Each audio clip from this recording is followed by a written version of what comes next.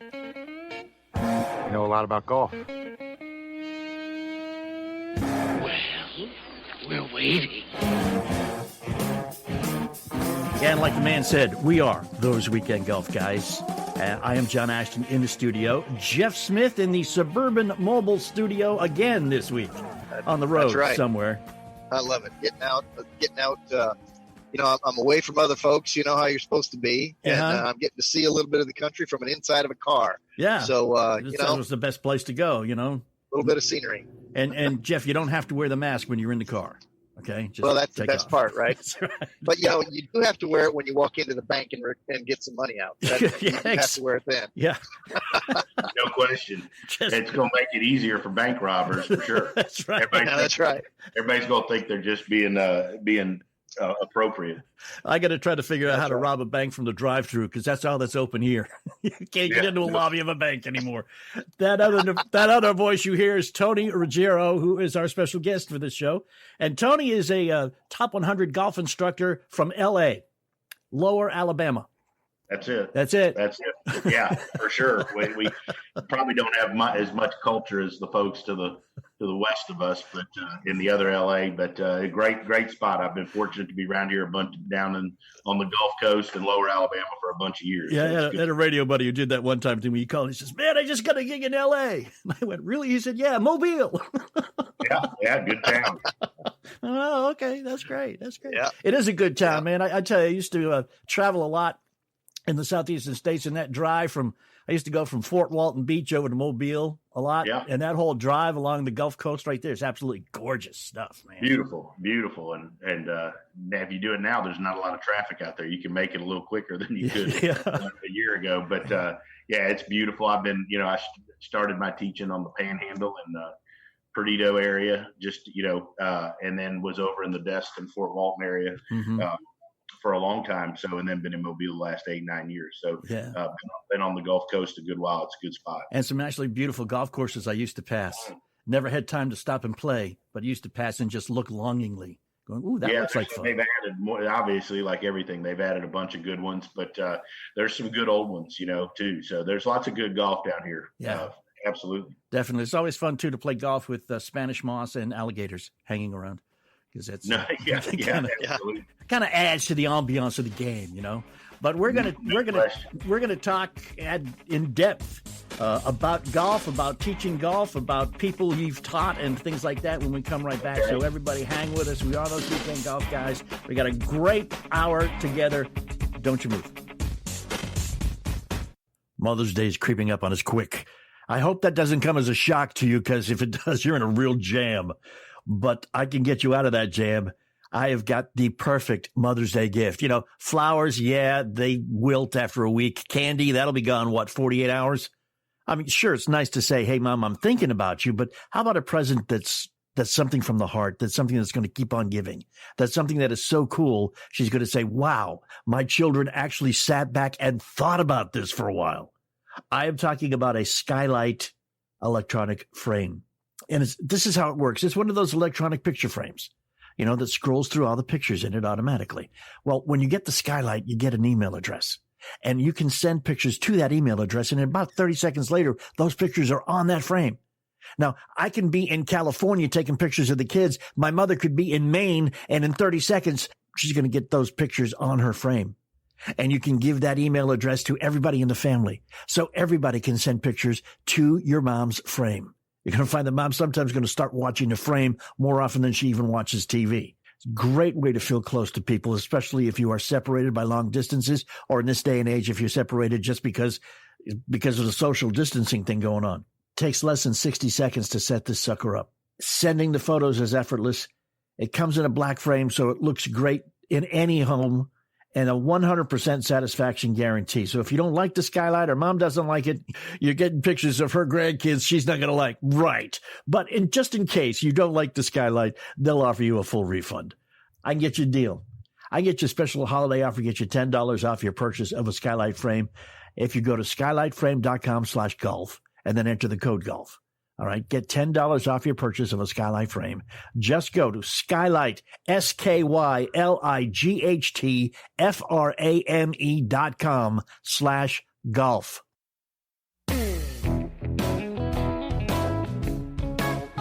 And we're back, those weekend golf guys. I'm John Ashton. He is Jeff Smith, Tony Ruggiero, top 100 golf instructor, hanging out in Mobile, Alabama at the moment, and chomping at the bit. Got some students waiting for you on the tee, so we won't keep you too long, but we do appreciate you coming on, Tony. And one of the things that I always know, because I have, and most of the people I know have put off taking lessons for a very long time, because golf pros scare us.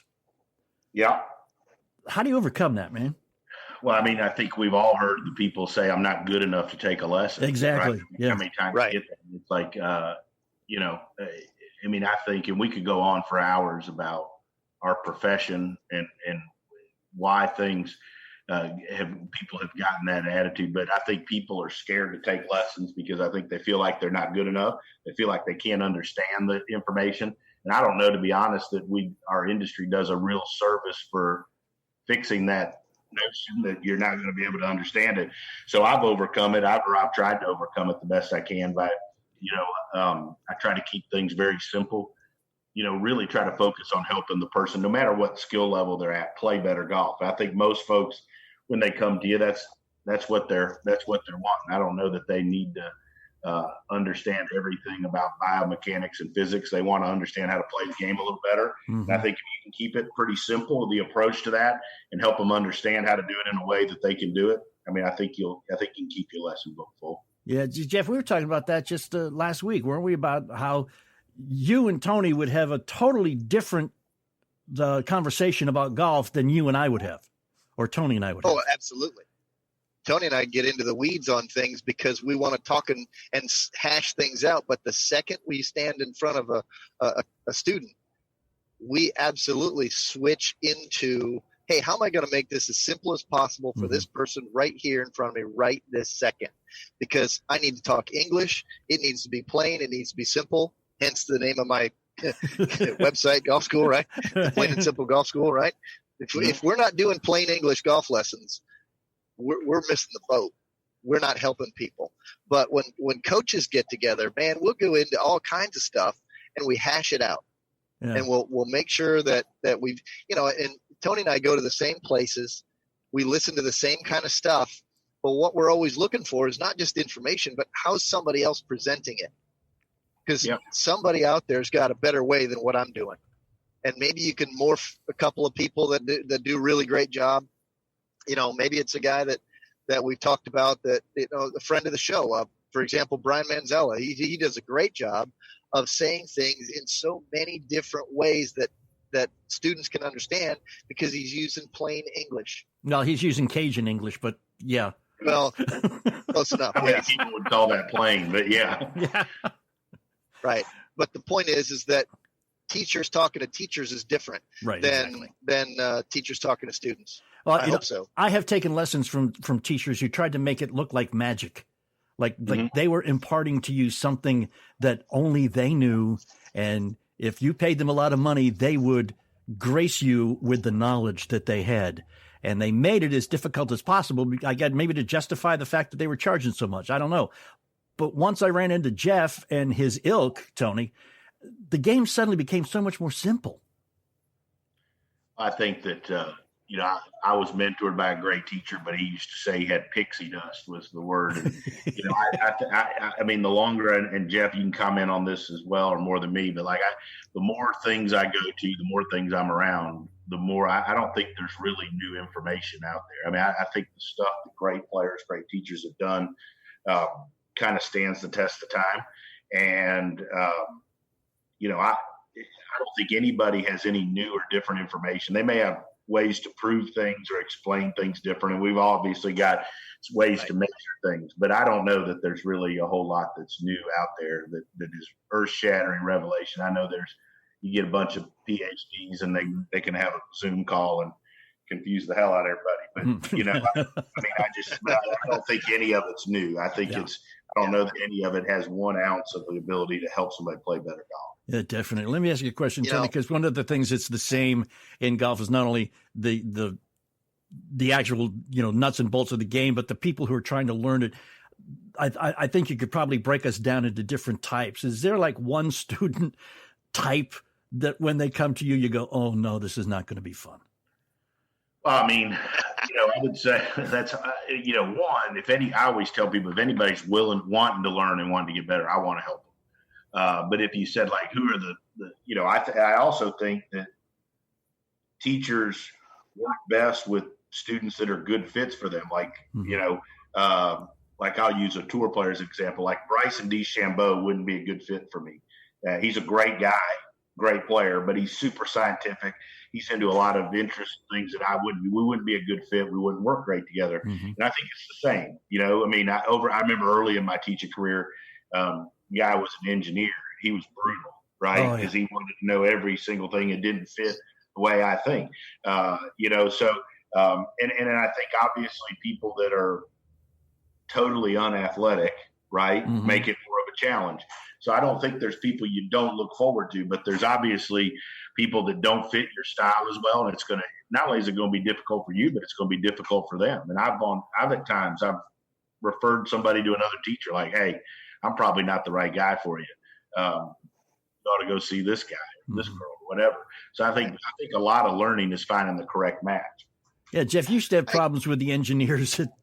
I do. Yeah, Tony, I live in a place. I live in Columbus, Indiana, and what that's known for, outside of its crazy architecture, is the fact that it's the world headquarters for Cummins Engine Company. And what they do is they bring in engineers from all over the world. Right. And they come and they live in Columbus, Indiana for 4 or 5 years at a time. And some stay and some go back. But I deal with an awful lot of engineer brain people. And, so I even have a class called Golf for Engineers.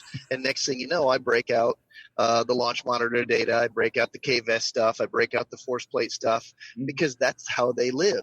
That gets through to them. And so I've had to learn at some time with some people, you really got to get there.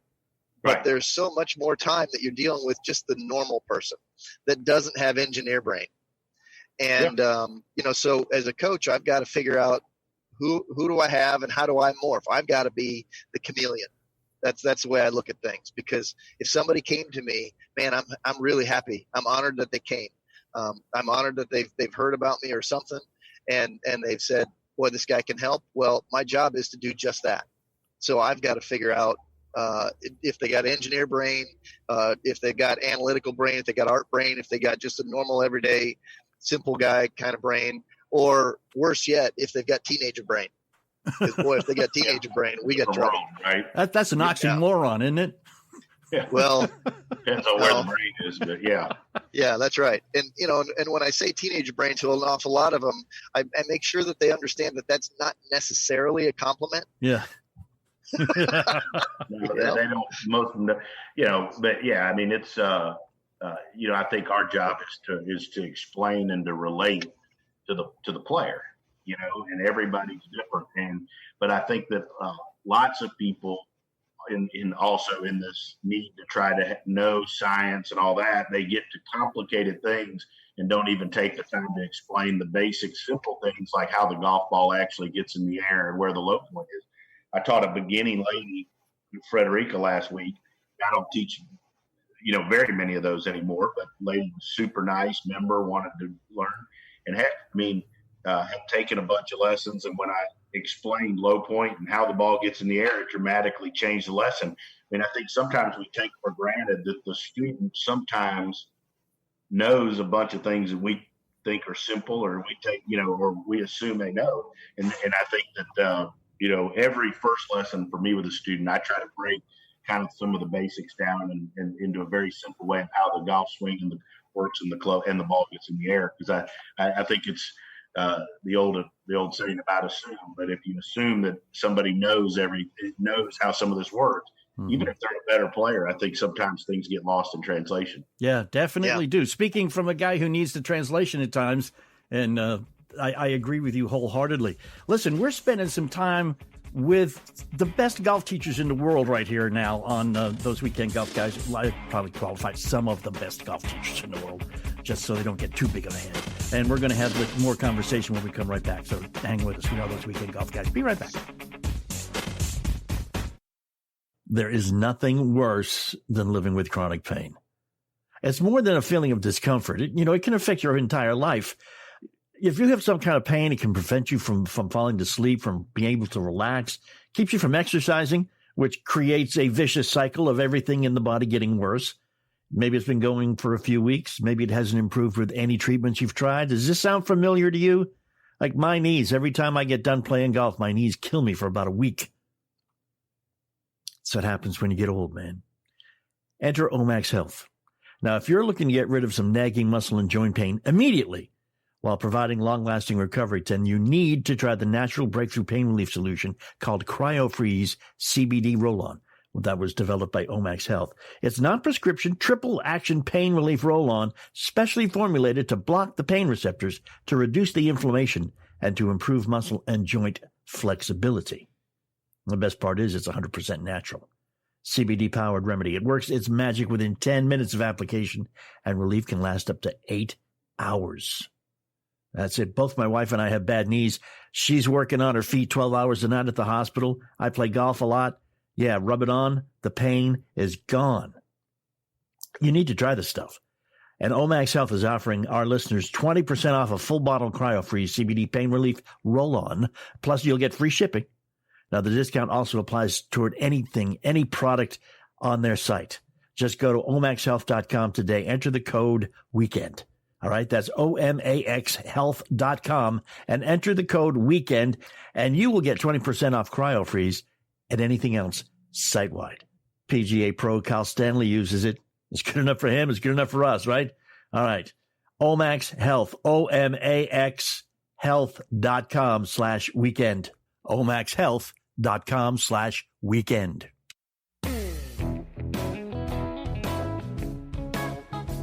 All right, we are back. I'm John Ashton in studio. He is Jeff Smith, the Suburban Mobile Studio, and Tony Ruggiero. Tony, you've got a golf podcast of your own, don't you? It's Tour Coach, and we release one every week. Fortunate to teach a bunch of guys out on tour. So when we're not under shelter-in-place orders, I spend 20-some weeks a year, 28 weeks, I think, last year out on the PGA Tour, the Korn Ferry Tour. So it's about interaction with my guys. We're real close. We have dinner a lot together. We do a lot. They play together. So it's kind of about, I have podcasts with all of my different players, some of the mental coaches and performance coaches and fitness coaches that I work with on tour. So it's kind of a behind the scenes, if you will, look at that. And it's been fun. I mean, started doing it just about a little over a year ago, like 13 months ago. So it's been interesting for me. I've done radio. I like it because it gives me more creativity and more freedom. I mean, some of the things we say and talk about probably couldn't be on the radio. And some of the ones we've recorded have been fairly late at night after several bottles of wine. You talk about teachers arguing and getting into stuff. Like, we've had some spirited debates with a couple different teachers on there, and Matt Rudy has joined me on it and stuff. So we've had some lively conversations, and, like you guys, we try to let people have a look at what's really going on. Yeah. But at the same time, I mean, I don't think any of us takes ourselves too seriously. We have fun. Yeah, that's the secret here. I know Jeff had sent me some audio once, a conversation he recorded after a few bottles of wine with some teaching professionals. And I think after editing, I got about 4.5 minutes of content. So I think wasn't that one of the condo thing last year at the PGA show? Yeah, that was it. Yeah. Not a lot left there. Yeah, it was funny to listen to, but nothing we could air. We and some of the players have gotten together, and then at the end, everybody's like, now they're going to edit that, right? They're going to edit anyway, so, but again, people have an interest, I think, also in knowing the stuff that we don't want to air. Right. Because they see our public persona and they see our image, and, so I think that's why some of those things are popular. The ability to things that we couldn't say, couldn't do on the radio, talk about things that they want to hear, is interesting to folks. You and Jeff both have now students / coaching relationship people that are playing professional golf on tour. Do you almost take a parental glee when they do well, or is it strictly a professional coach-student type of relationship? I think you do. I think you've got a lot. I mean, I think of all of, every relationship with every one of my players is different. Some of the younger ones, the Smylie Kaufmans, the Tom Love ladies, some of those guys. Zach, I mean, I think you almost are more like a father type figure. Obviously, not replacing their father. I mean, Tom's father has passed away, so right. I think in certain aspects, I probably occupy that role to an extent. Guys like Lucas Glover, I mean, I think of more like a brother or a very good friend. So we have very close. If you travel 28 weeks with somebody, you're going to have a close relation. You better get along. And so, yeah, I think that when they play good, I think the challenge is to, kind of temper how excited you get when they play good with how much you beat yourself up when they play bad, because they're going to play worse more than they play good. It's the nature of the game that we coach and play, teach, and love. So, I think that's a fine line. But I mean, I know for myself, I'm a very emotional person. I get fired up sometimes and cuss and scream and yell. And, so obviously we take a lot of pride in when things go well. So do you travel on the NetJet with them, or do they make you drive and meet them there? I don't have anybody that does NetJet. Oh, bummer. I mean, I have guys that on occasion use ours and do that stuff. But, I fly or drive. But I'll tell you what, I say it all the time, I'm super lucky.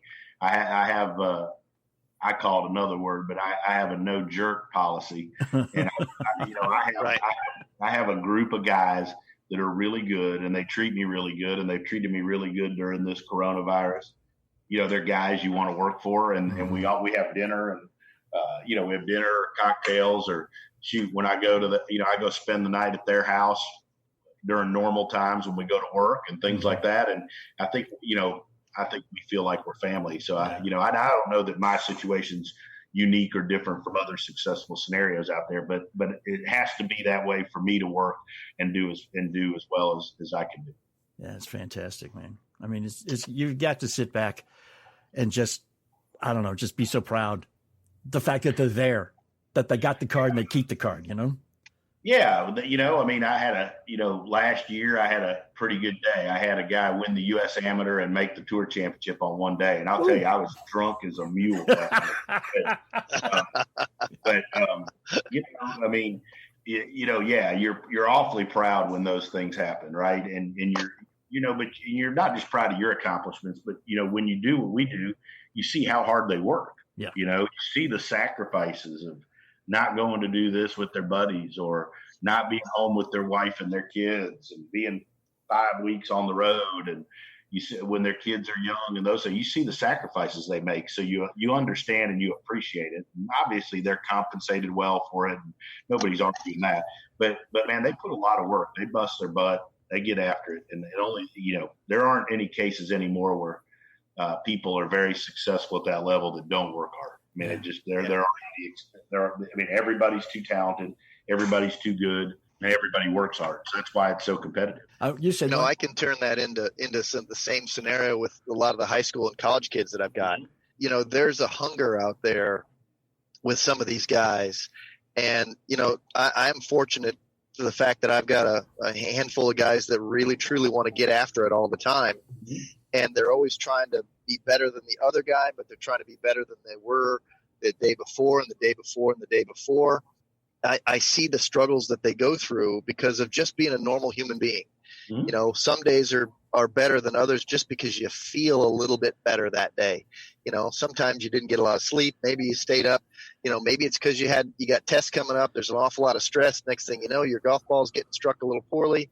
Next thing you know, you're overreacting to everything. And I see that struggle. And then I see when the pressure gets relieved, how much better their golf gets.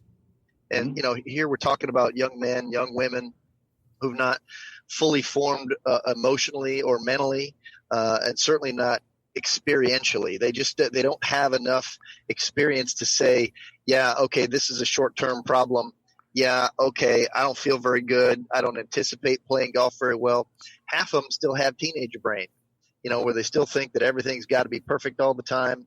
They think that everything's got to be just so, or their world is crashing down because they don't have that space in between their head to go, it's either good or it's bad. There's nothing in the middle for some of these people. Say, hey, there's different levels of being good. Some days you play really good, and some days you play just okay, and that's still better than a lot of people's really good, but they don't see it that way. They just, I see stress. I see things that go on. They're all trying to make their way and grow up and learn to be people. A lot of things in different players, Everybody's different, right? And and I always tell, one of the early things I learned from my mentor, Hank Johnson, was you can't get 10 years of experience in one day less than 10 years, right? And That's right. Sounds simple, but not everybody understands that. Now, you can make the most of your experience and get a lot out of it and learn from it, but you can't rush 10 years of experience. And so I always feel like with my young players, and I've been fortunate to have some good ones, I've always tried to surround them with better players that are more accomplished so that they could see, one, how they're probably better and hit better shots than they think they do in comparison, but also see just how you act and how they act as a professional, how they act as a person. Last week I was at Frederica. One of my good young players plays college. Two of them were hanging out with me from over in Pensacola and Mobile. And Lucas Glover played 36 holes a day with them for 2 days. Wow. I mean, it was a great experience, right? I mean, he was a prince. He was awesome. And the kids took a ton. But it was interesting how their perspectives of what they talked about. One was like how he prepared and how he practiced, how he handled himself on the golf course when he was 4 over on the first 13 holes because he hit a couple bad shots. Not everybody has access to do that. But as teachers, if we can help players and students, and especially young people, be around those that have done it, I think they can learn. I've always just tried to expose my young players to as many of the people that are the best at what they do as they can, with the understanding that the ones that really want it and really want to get good are going to use it and find a way to get it. The ones that don't, you weren't going to probably help them anyway. They're not, that's not for them. And that's okay too. We've all had kids that we've taught that are really talented, but don't have the desire, don't have the drive, and don't want to do it. And it's okay for them to be that way. Not everybody has to have that drive or have that desire. And when you help somebody be comfortable with who they are, generally better things happen. Have you ever had students who stopped because they felt they got good enough, but you looked at them and thought they had so much more potential they should hang out and do it more? Oh, absolutely. I have. I can't project what I know a kid can do. I can't give him that motivation to get better. Everybody's got their level of where they want to be. And as soon as they get there, they are now complacent. They have to find their own internal drive to get better, to take it the next level, because they came to me because I can help them get where they want to go. But everybody's got their own level. Yeah. It's like everybody's got their own rung on the ladder that they're complacent with, that they're happy with. For my own 3 children are great examples of that. 2 girls went to Division I golf. One of them actually won a Division I golf tournament. She's the one driving the car right now. Different levels of motivation. Caroline, my oldest, got to Division I level golf, played a bunch of tournaments, and was happy. Never once in her life has she spoken about turning professional. Rebecca goes and wins a Division I college golf tournament, and then she's effectively done now. That was the day. Mm-hmm. She was like, okay, I did what I wanted to do. What do I do now? I'm here playing, but why am I doing this now? And my son, who's off playing college golf, he hasn't gotten there yet, but he's never mentioned a day after he was a freshman in high school about going to the tour. But he wanted to play college. He wanted to get there. He wanted to go to the college he wanted to go to and play, and he's doing that. But everybody's got their own level. Right. When they get there, they get there. And if there's nothing else internally, I'm not sure if there's anything I can do to kick their pants in to make them go farther. I've tried. Tony Ruggiero is our guest on Those Weekend Golf Guys, and we got more. We're coming right back. You stick with us. I want to talk to you about my wife. She is a critical care nurse, works 4 12-hour shifts a week at the hospital. Her knee's hurt, and she's tried the Icy Hots and the Bengays of the world only to say, yeah, I got 20 minutes of relief. That pain is right back again. So I got this bottle of stuff in the mail. This is Omax Health. It's called CryoFreeze CBD. They developed it at Omax Health. It's a non-prescription triple-action pain relief roll-on, specially formulated to block pain receptors, reduce inflammation, and improve muscle and joint flexibility. All right, so she rolled it on and went to work, came back in the morning, and you know what she said to me? It works! Omax Health is offering our listeners 20% off a full bottle of CryptoFreeze Pain Relief Roll-On, plus free shipping. Now, the discount also applies to anything, any product, site-wide on their website. Just go to omaxhealth.com today. Enter the code WEEKEND and take advantage of this incredible savings.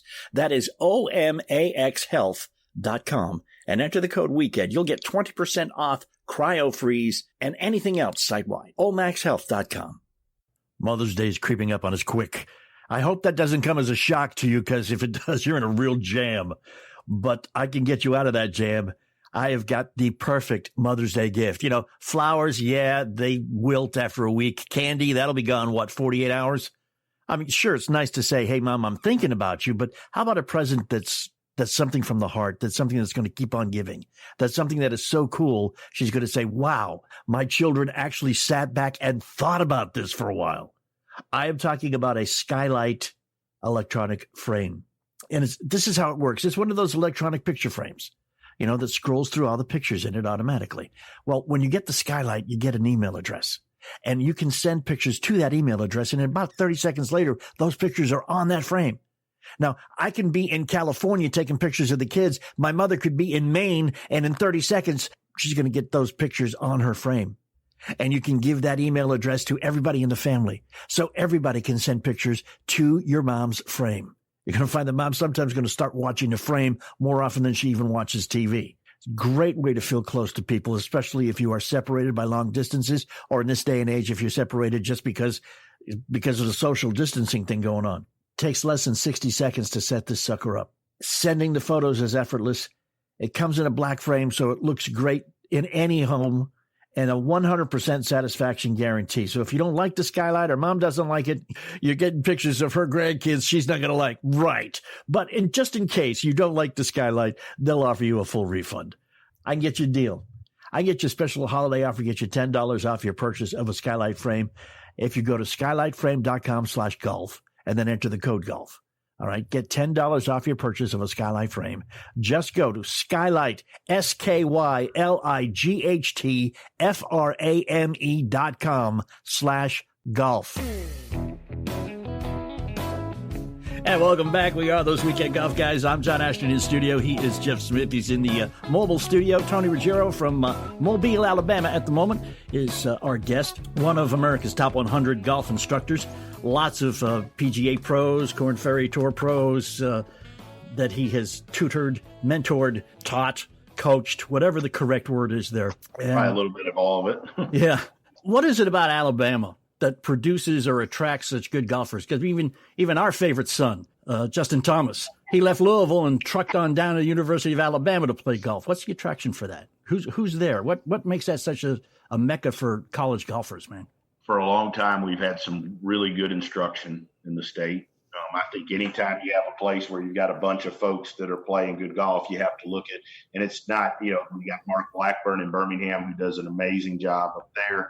Wayne Flint, for a long time, has been a great teacher in Birmingham. Hank Johnson, my mentor, he's close to retired now, I think.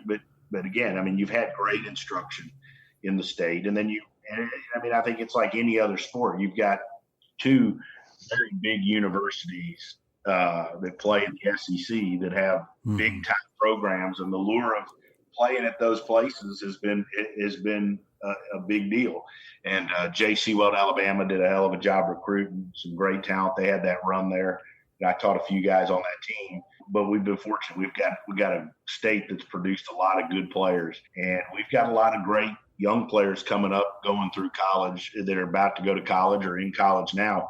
But I think it's a testament to the work that a lot of the teachers and the club professionals have done, developing folks early. And some great golf courses too. The golf associations in Alabama must be very proud of what they've been able to accomplish down there. The AGA, the Alabama Golf Association, has done a great job for years putting on great, and they've been part of the Southern Golf Association. Does the Southern Am, which everybody knows is a prestigious amateur event. And their state juniors and their junior golf has been really good. And SJGT, the Southeastern Junior Golf Tour, has come along in the last, I'd say, 10 years and provided really high level of competition across the Southeast for those kids that aren't ready or can't and don't have the ability to go play all the HAGA stuff. Mm-hmm. So now you've got really good competition, which is basically every week. I think there's like one in one part of the Southeast, one in the other, basically every week when regular golf's going on. So I just think the more you allow and you facilitate players to compete, and then you provide them with good information, you're going to produce talented players. I guess Alabama is to golf what Indiana is to basketball, huh, Jeff? Similar, absolutely. Yeah. Alabama is obviously a football state, always will be a football state, right? Yeah. John, as you mentioned, Indiana basketball, known for basketball state, but truth be told, from producing high school kids going into college in golf, we're ranked 9th in the country. Really? For a short season and, not a big state. There's a pretty good competitive spirit going on up here with the coaches and the players. And, 9th in the country for little old Indiana for being a 6 months a year kind of a place. Mm-hmm. That's all right. Yeah. That's pretty good. That's great. Yeah, absolutely. And, I just think that as you have more good coaches, more great coaches, you're going to see areas that people wouldn't traditionally expect to produce a lot of really good players. I think you'll see that in different pockets. I think you'll find where there's really good instruction and there's really good competition. I think you'll see that. Obviously Texas and Florida and California have always produced lots of great players. Numbers, same thing. You're just talking about weather, and you also have. But think about it. You always, you go back a decade or so. The majority of the great teachers lived in one of those places because of weather. But nowadays, I think that people's quality of life and stuff is a different factor. So I think people are living. Top coaches and stuff are living in places that they grew up or that they want to live versus everybody feeling like you got to be in South Florida or you got to be in California. So I think you're going to see a proliferation of good players and great players come from different areas. Yeah, and then the other side of that coin is you've got two icons of this game, one of which came from Latrobe, Pennsylvania, and the other from Columbus, Ohio. Arnold Palmer and Jack Nicklaus didn't hang out at 12-month-a-year Gulf weather. 100%. Yeah. And, obviously they relocated more to Florida as they got older. Sure. But again, I think you find, if you look at the PGA Tour, Zach Johnson's from Iowa, right? Iowa's, I know, is not 12-month season. You've got guys, obviously you've got a lot of players come from the Southeast. There's no question the ability to play 12 months and compete relatively 12 months. Mm-hmm. And I think as coaches get better and like the job Jeff's done up in Indiana and those, you're going to continue to see more really good players come out of different areas that we wouldn't traditionally expect. It's a job for you. You're a golf coach, golf teacher, but you still have fun. Mm-hmm. What's like one of the couple of the most fun moments you've had with the game itself, whether teaching it or playing it or whatever? Just like one, I have fun every day. We have, the biggest piece of technology that I have in my teaching building is a sound bar because I like classic rock and roll music and I like to play while we're working. So, I try to have fun every day, right? And but look, I played college golf at a small school in San Antonio, Texas, St. Mary's University. My two teammates, Rich and Al, we still play 2, 3, 4 times a year together. We find a way to get together. I love those weekends. I host a 2-person event in December called the Jingle Bell Classic, and Lucas is my partner, and we get some of the tour guys, and it's everybody has a lot of beer, little gambling, and that type of thing. Sure. And I really enjoy that aspect of the game still. I enjoy playing with good friends and having a good time as, the teaching from a teaching aspect. Look, it's hard to beat being at Augusta in the last group on a Sunday afternoon, or riding down Magnolia Lane, or being on I've been fortunate to coach in all 4 majors, and so it's, those are awesome experiences, but the playing with your friends and the opportunity to do that are still the things that are that I enjoy the most. That's weird that you say not weird. It's difficult because you ask Jeff the same question and he's going to tell you stories about the group of quote unquote monkeys he goes to Vegas with every year. Mm-hmm. Yeah. That's right. That's a podcast only kind of conversation. No. Everybody, I love going to Vegas. I've gone to Vegas a bunch of times. I've been to hang out, watch Butch Harmon teach a day one time. And I've got a good friend in Vegas. I've taught a couple times out there. Like when I go to Vegas, I'm not going for golf generally. Right. And so golf's not on my mind when I'm there. I think one thing that I've tried to do is I've tried to be balanced. I've tried to get away from golf. Like a lot of guys in our business, and there's no right or wrong, but it's golf all the time. Right.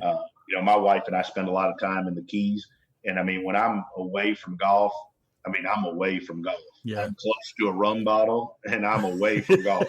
And so, I try to have some balance, but I think, and Jeff, I'm sure it's the same for you, that the further you go in this business and the more success you have, I think the battle to maintain that balance is harder. But I think. Oh, I agree. It can get consuming. Yeah, Mm-hmm. right. It can get consuming. It really can. Like this, there's always stuff like this you have to do. There's always stuff on your phone. It gets harder and harder, and I'm not very good at it, but I do try to maintain balance. I think the most fun things that hit me in my world of golf, like all the fun stuff, if I had to boil it down to just a handful of things, John, I guarantee you, one of the things that will forever stand out in my mind is one of the coolest things I've ever done in golf is I played the old course with my children. Yeah. Standing on the first tee, and my wife's there, both my daughters are there, and my son's there. And we had to play in two different groups, of course, so I didn't get to play with Rebecca on that first day, but I got to play with my son and my daughter Caroline. And walking down the first fairway, walking up the 18th fairway, that'll just always forever leap out into my head. Another one, last summer I went over to Scotland again with my son and a couple other people. What we did was we played golf a whole bunch. We played the old course again and did all that stuff. Mm-hmm. But we went back to a day. It was the Sunday of the British Open, the Open, and at Carnoustie, and we were in St. Andrews. And it's a Sunday, so St. Andrews, the golf course is closed, and people are using it like it's a park. So we're all just kind of wandering around, and it's my birthday. And so here we are, and I'm messing around, and next thing you know, there's people, bunch of golf pros coming in, and they're having a practice round at St. Andrews, and they got it all set up for the Senior Open, which is that following week. So the bleachers are up, and all these things are there, and a bunch of tour pros from days gone by are there hitting balls. And so we're out there, and next thing you know, Drew says to me, he goes, "Dad, go get your bag. I'll go act like your caddy." Now I can say all this now because the statute of limitations has officially gone. All right, Tony, this is a funny story because my bag's got my name on it, so there's, Titleist bag. And he goes, "I'll stand there and be your caddy," because we're looking around this and there's no security. There's no gates. There's no fences. There's no nothing to stop anybody else from just going up and practicing. So next thing you know, Drew goes and gets my shoes, gets my bag, starts coming down there. He looks like all the rest of the caddies that are out there. And next thing you know, we'll go to the short game area, go to the putting green. Here I am chipping, pitching, putting, bunkering around with some of the tour guys that are out there. It's kind of like one of those little fantasy things you're doing. And then I go to the driving range, and here I am hitting balls in between Corey Pavin and Jerry Kelly. I'm like, you got to be kidding me. Last thing I can do is, I'm trying to get it in the middle of the face, right? Yeah. That's all I'm trying. Every shot, I'm like, just get it in the center. Just get it in the center, And I was – so they were sounding pretty decent. And, I was kind of going about it in the same kind of manner that they were doing it, because you've been around – you get there and you see it, but you never – I've never been that level of a player that I could – actually get there. So this is kind of a dream come true. Here I am standing on the grounds at St. Andrews. They've got the new course, the 18th hole at the new course blocked off, and the first hole of the Jubilee course, which are right next to each other, as the pitching green and then the driving range. And they cut out another area and made a putting green out of it. So here's this practice area. And so I'm there for like an hour and just having a great time. Right. And Drew's sitting there laughing. They're taking pictures of all this stuff. Here's Jeff Smith out there with his bag and all this stuff, screwing around like he belongs there, which he really doesn't. And then we say, okay, it's time. Let's move on. All right. I've had my fill. And then we start walking back up to where the first tee of the old course is, because that's where the parking lot where we had the car. So I'm walking there. Drew's carrying my bag. Next thing you know, Corey Pavin's behind me. So we stop up at the thing. And we get onto the putting green that's right up next to the first tee, right there at the old course at the clubhouse there at the R&A. And I'll be danged if I don't get out my putter and start wandering around the putting green.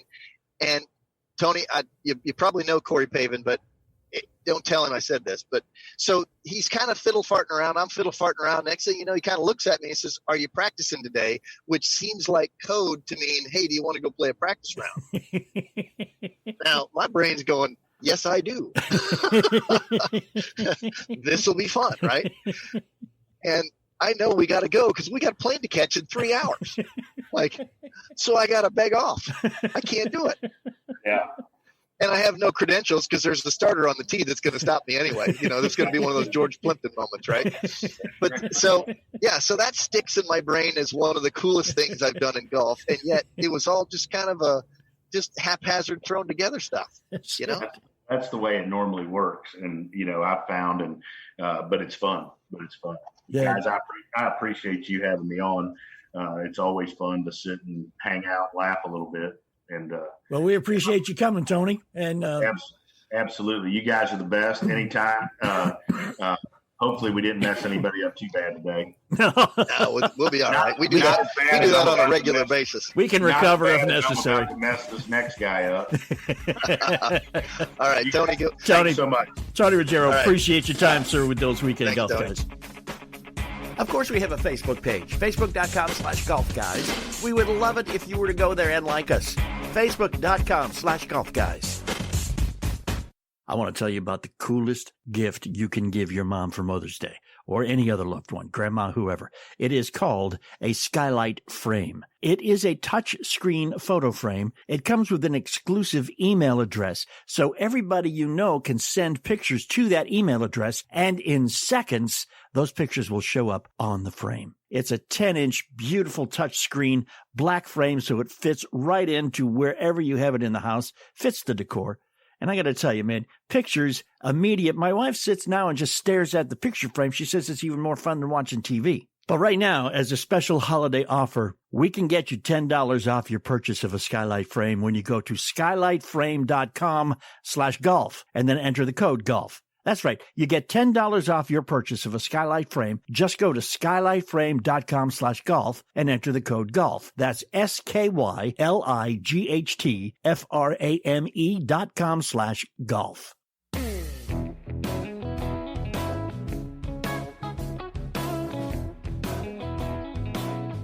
All right. So we are back, those weekend golf guys. I am John Ashton along with Gatecrasher Jeff Smith.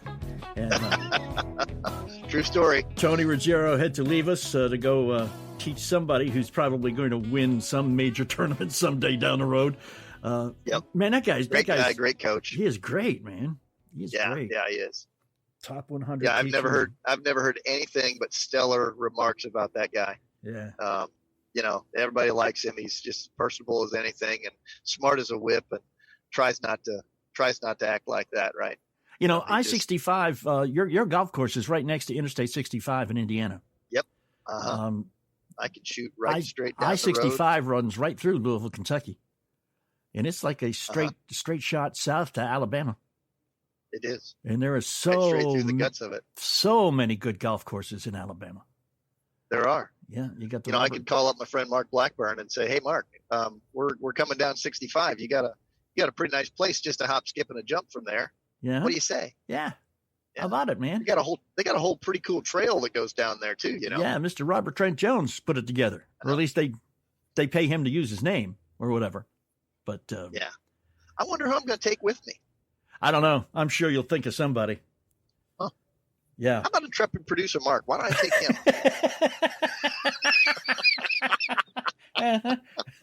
him? I'm sorry. He's got a broken arm. You'll have to go alone.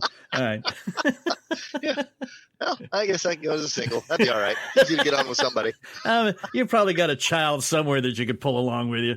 Yeah, that's true. They're over the age of being embarrassed by being with daddy. So there you go. Yeah, they're used to it by now. I just want to say the one thing, man. I'm a preacher's kid, okay?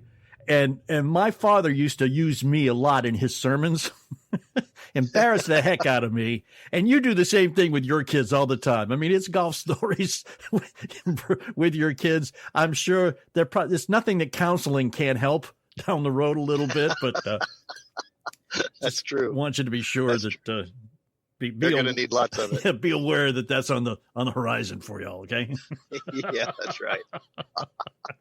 All right. Well, listen, we appreciate you hanging out with us, just like we appreciate Tony Ruggiero hanging out with us. And man, it's just so great to have these stellar golf teachers just hang out together, listening to Tony and Jeff talk together. It's just very cool. You can hear it again if you want to, just by going to thoseweekendgolfguys.com anytime. Facebook.com/golfguys. Go there and follow us. Take a lesson, take 2 lessons. Don't take any lessons. Just pick up some clubs and go play golf. Bonus content this week comes from 4 years ago. This weekend, back in 2016, where Jeff Smith, a little quick fix on how to hit the ball a little straighter and a lot longer. And thanks for hanging through the break. We're those weekend golf guys, John Ashton, Jeff Smith, intrepid producer Mark Hunter, all together. We're going to help take a few strokes off. And I bet you're saying, well, hey, if I could hit the ball A, either straight, or B, a little further off the tee, I would be doing much better score-wise. Yeah, and there's a lot of truth in that. You know, people always are asking me for help with their driver because it's the, the emotional club. Mm-hmm. You know, the one that elicits the most emotion. It's also the one that you have most people watching you hit. Yeah. Because everybody's together when you hit it on the first tee. There may be even people you're not playing with watching. There'd be people at the clubhouse watching. Right. And when you're on the tee, even with your group, all of you are there on the tee. Whereas when you get out into the fairway, you know, you may be over on the left. Everybody else may be right, middle, center, back, front, whatever. So you're saying it's a social club? It's a social club. It's a performance club. It's one you better do good because you're going to get the feedback on how you did it immediately from all of your playing companions. Yeah, that's true. You know, and there's also that thing that some guys have this quirky little move, but yet their ball goes straight. Uh-huh. And they groan and they go, oh, Mr. Automatic, yeah. You know. Yeah, there is nothing more obnoxious than playing with somebody who hits it the same way every time, having it wind up in the middle of the fairway every time, no matter what that fairway looks like. Yeah, I know. I hate that. Playing with me too. So don't ever ask Mark to play. Mark and I are just going to have to get together and play golf together because we don't get bored with that stuff. But you get tired of watching us do that. Oh, I do. Yeah, right. And I also get tired of the nanny boo-boo comments when you walk off the tee, too. That's just uncalled for. You know, there's a lot of people out there that they think that they have to hit the drive as far as they can possibly hit it. And so they go about it with this level of energy that's, I like to call it a level of ferocity, so to speak. I mean, they are just ripping at it. Mm-hmm. And they're not even close to the middle of the club face. You know, they'll hit it on the toe, they'll hit it on the bottom, they'll hit it on the heel, they'll hit it on the top. Most people hit it on the top of the club, you know, throwing the thing in the ground. You know, at some point, they all become my students if they live anywhere near me. There's a couple things that can help people really realize what's happening. And so the first thing I want to do, John, let's use you as an example because I've helped you change your ball position and your alignment with your driver. Mm-hmm. And you could really understand where your club face was being swung through. Where is that? Because I actually had you look at it for a little bit and go kind of a slow motion where you kind of waved it over the golf ball and you realized where the face of your club was traveling and facing. Mm-hmm. So a couple thoughts. Learn what good alignment is, and then learn where your club needs to be touching your golf ball. Where in that golf swing arc does your club need to touch the golf ball? And so most players are, let's just say that they're a lower than 100 miles an hour in club head speed. Mm-hmm. Those people are going to want to play the ball slightly more forward, close to the left armpit. Right. Because what's going to happen is your club is going to come from back and up and behind you to down and around and in front of you, and it's going to kind of bottom out real close to the center line of your body, over, you know, about halfway in between the sternum and the shoulder. About right. halfway in there, it's going to bottom out, and then you're going to have the ball not yet been struck at the bottom. The club's then going to be moving upward into the golf ball. And the people that hit it slightly on the upward actually get a lot more carry. Yeah. And they drive the ball better. So, but let's keep in mind that alignment is affected by ball position. So the farther left you put it, people have a tendency to turn and face their ball, which would be the mistake here. Mm-hmm. It would be a better idea than to turn and face your golf ball, therefore, turning your shoulders, and your right shoulder gets closer to the ball and your left shoulder gets further, essentially opening up your shoulder line to the left for all your right-handed people out there. Right. Okay. It would be a much better idea to get your body on that line, your shoulders on that line, and then never change that line. Now, who says that your club has to start out right behind the golf ball? Nobody. Your club needs to be traveling through that spot upon impact, but you don't have to start it there, which means there could be a gap between where your club rests, which is kind of maybe in the center, mm-hmm. and that ball that's slightly out, forward of center by a couple 3 inches. And people go, wow, that looks funny. That sounds dumb. But I've given that drill on the driving range, and I have seen so many people take that to the golf course and instantly drive the ball better because they kept their alignment and their ball position. So their shoulders were not out of alignment from where they really wanted their swing to go. And they no longer were swinging downward to the left. They were swinging more upwards and more straight when they came into the golf ball. And that changed their world. Because it went longer and straighter rather than not quite so long and to the right. Yeah. Mm-hmm. Yeah. So just keep in mind that you could do this from an alignment and ball position standpoint of getting your body in line with where you want your swing to go. And that's most of the time for most average players. That's where they want their ball to go as well. That's the mistake I think most of us make, though, is when we move the ball more forward in our stance, we still try to set it up with the club head right behind the ball at address. And there's no law that says you have to do that. Because that feels weird. It does feel weird. Yeah. Just the other day, I had this one of the high school girls doing that. We got her ball position more forward, and she said, I don't like that. I said, tell me what you don't like about it. She goes, well, I feel like I'm twisted within my body. I said, right. Your top half twisted to the left and your lower half stayed the same. Mm-hmm. So you are feeling exactly what you just did.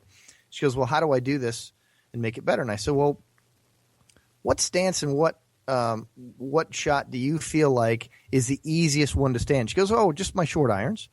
So when the club's right in the middle, and she says, yeah, when the club sits right in the middle. I said, well, why not start with this club sitting in the middle? She goes, well, that's just weird. And I said, is it any weirder than what you just felt? She goes, no, this actually feels pretty good. I said, well, given the fact we're on the driving range and it doesn't make any difference, why not hit a few balls like that? And every one of them were pure. Yeah. And every one of them were high and booming and straight. And she looked at me like, okay, I'm going to do this on the golf course. So she went out on the golf course and she hit 2 balls per hole in a playing, practice round. Right. She said, I hit every fairway and I hit them all 20 plus yards longer than anything else and nothing curved to the right. She said, you straightened out my body and you put my ball in a good position. And then I just made a swing. And I said, yeah, that was about all you did, right? She goes, okay, I'm going to play golf like that. Like, okay, go ahead. Once again, someone leaves the practice tee at Otter Creek saying, this Jeff Smith guy, he should teach people how to play golf for a living. He's kind of good at it. Yeah, I need to start charging money. I've